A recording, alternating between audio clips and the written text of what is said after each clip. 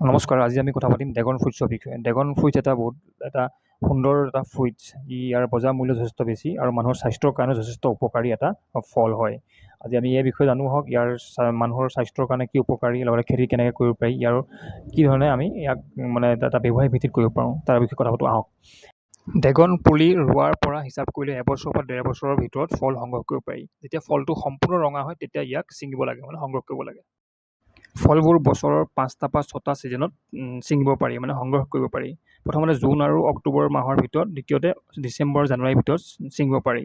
Dragon ফলৰ vitamin C, protein, calcium, খনিজ পদাৰ্থ যথেষ্ট পৰিমাণে আঁহজাতীয় পদাৰ্থ পোৱা যায়। হাঁপানি আৰু ডায়েবেটিছ ৰোগৰ প্ৰতিষেধক হিচাপে ড্ৰেগন ফল বিশেষভাৱে উপকাৰিতা আছে।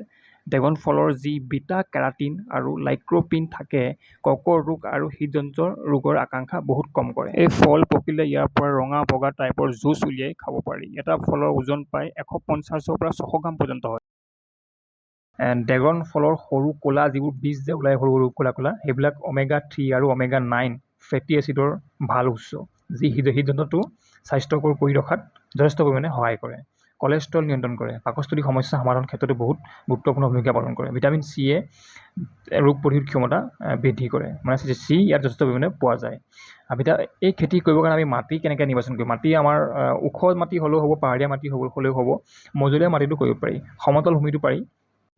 সমতল ভূমি বা পাহাৰীয়া ঠাইত কেণ্টাৰ পদ্ধতিৰে মাটিডৰা কাটিং কৰি ৰোপণ কৰিব লাগে। ড্ৰেগন ফল ৰোপণৰ সময় এপ্ৰিলৰ মাজৰ পৰা অক্টোবৰ মাজলৈকে। ৰ'দ পৰা ঠাইত 1.5 মিটাৰ × 1.5 মিটাৰ × 1 মিটাৰ আকাৰৰ গাঁত বনাই তাত 20-25 দিনৰ পিছত 20-30 কেজি পচা গোবৰ, 250 গ্ৰাম TSP, 250 গ্ৰাম MPO আৰু 250 গ্ৰাম জিপছাম আৰু 50 গ্ৰাম জিংক ছালফেট সাৰ মাটিৰে মিহলাই মাটি জাপি দিব লাগে।